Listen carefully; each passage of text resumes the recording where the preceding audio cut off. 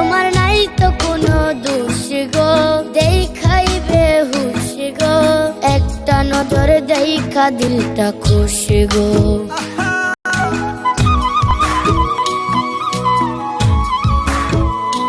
তুমি পাহাড়ি এক হরিণী, আমার স্বপ্নের রানী, তোমায় নিয়া লিখমু নতুন কাহিনী। তোমার নাই তো কোনো দোষ গো, দেখাইবে হুশ গো, একটা নজর দেখা দিলটা খুশ গো।